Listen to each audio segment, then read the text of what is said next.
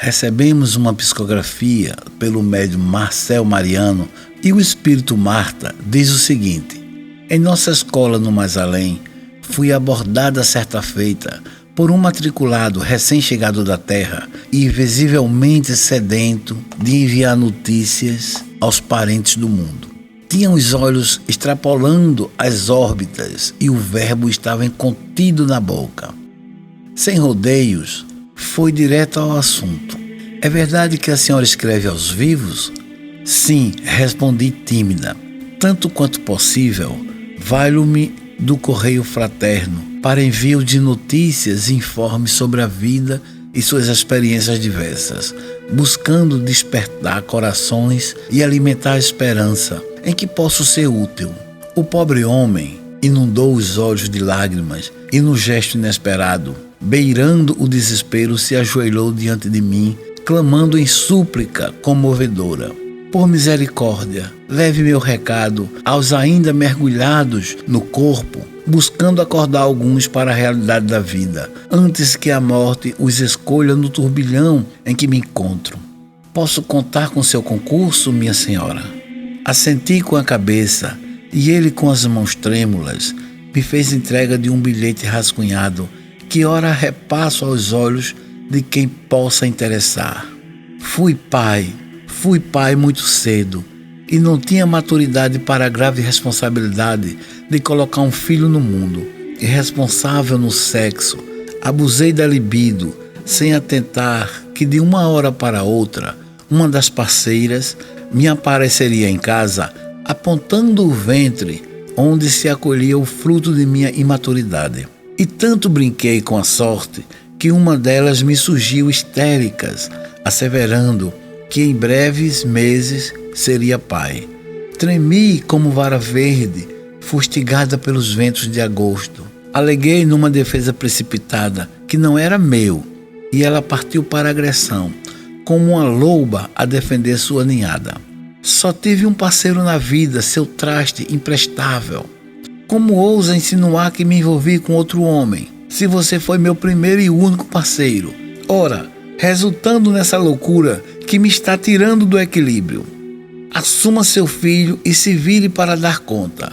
O chão pareceu se abrir sob meus pés e o tempo cavagou como um corcel ligeiro na pradaria das horas. Dentro de 8 meses, eu tinha um menino em meus braços. De alguma forma, aquele guri mexeu comigo.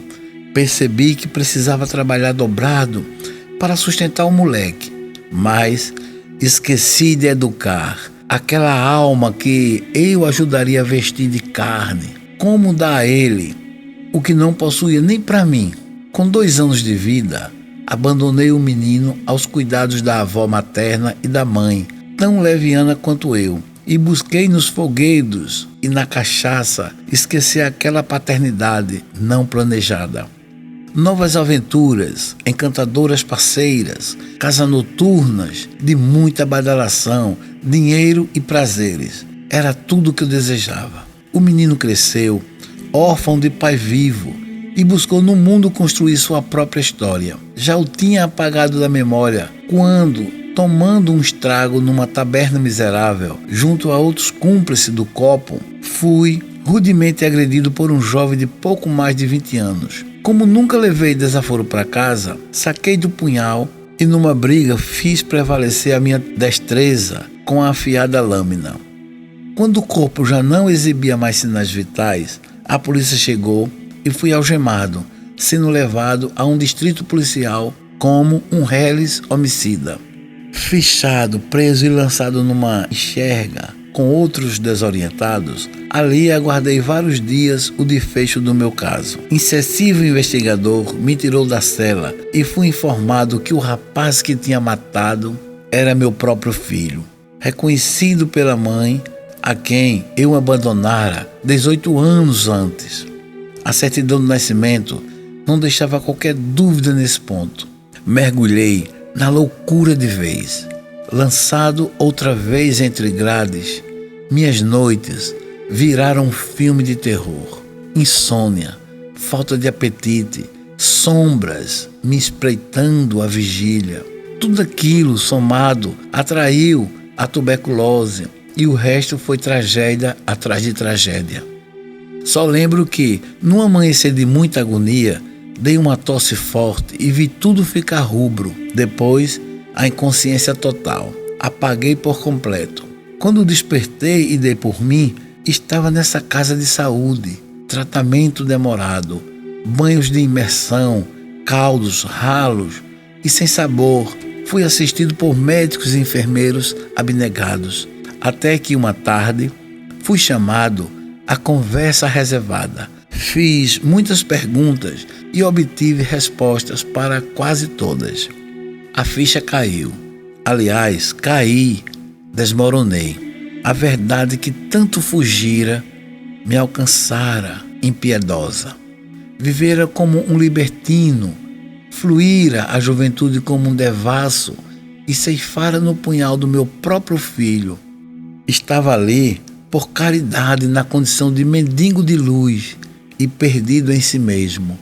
Por favor, Senhora, leve esse meu bilhete aos homens do mundo. Diga-lhes que a vida continua depois da caveira e que não existe dor maior do que a consciência de tempo perdido, jogado fora nas dissipações e nas loucuras do sexo sem compromisso.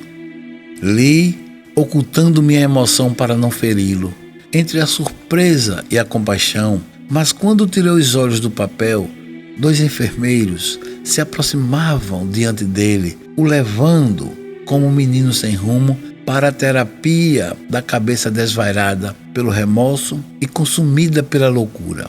Pensando em muitos que nas trilhas do mundo parecem imitar a mesma trajetória, transcrevo o bilhete ligeiro que acolhi num corredor de uma casa de acolhimento na vida espiritual, sem lançar qualquer juízo de valor ou emitir opinião, ciente de que toda semeadura hoje é certeza de colheita nas terras do amanhã, como nos alertara Jesus. Psicografia recebida pelo médium Marcel através do Espírito Marta, em 28 de abril de 2022, Salvador, Bahia. Ah, como Deus é bom para mim. Se você acha que Deus é bom para você, do tipo, Deus é tão bom para mim, então Ele é mal para os outros? Então, se há maldade no mundo e sofrimento, Ele é o mal para essas pessoas? Percebe que não há uma coerência nessa fala que você repete tantas vezes? Deus, na verdade, é lei da natureza, é lei universal, lei cósmica. Deus, portanto, tem que ser reconhecido em suas leis por nós, seres humanos, que somos parte de Deus, parte do todo. Deus sou eu, Deus é você, Deus é a natureza, o cosmo, as estrelas. Você pode pensar em qualquer coisa no universo, em qualquer dimensão, tudo é Deus. Não há nada fora de Deus. Deus não é bom porque seria uma questão moral. E como eu disse, não explicaria a maldade, o sofrimento do mundo, como se Deus então deixasse ou permitisse e fosse conivente. Ou seja, Deus é bipolar? Não. E a maldade extrema de Deus seria cruel? Também não. Então, não podemos colocar Deus em termos de julgamentos do bom e do mal. Deus são leis da natureza e a lei kármica é a lei da causa e efeito, da ação e reação, bem compreendida, não de maneira positiva, mas entendendo que cada sofrimento atrai o resultado. Quando você compreende isso, e eu sei que você perde o chão porque você queria que houvesse ali um Deus para que você pudesse ser insistente, o chato repetitivo, rezando, implorando, e Deus, Ele olhar para você com dó e piedade. Não. Deus não tem dó nem piedade, são sentimentos humanos. Deus, Ele recompensa quem faz a caridade? Não. Você precisa sim fazer o bem um para os outros, porque compreendemos dentro da espiritualidade que todos nós somos parte do mesmo Deus, partículas de Deus. Fazer o bem para o outro de verdade, genuinamente, é fazer o bem para si também. Somos parte da mesma essência. Então, fazendo o bem, sim, por questão evolutiva. Então, vamos amadurecer. Deus é lei, Deus é amor, que coliga tudo.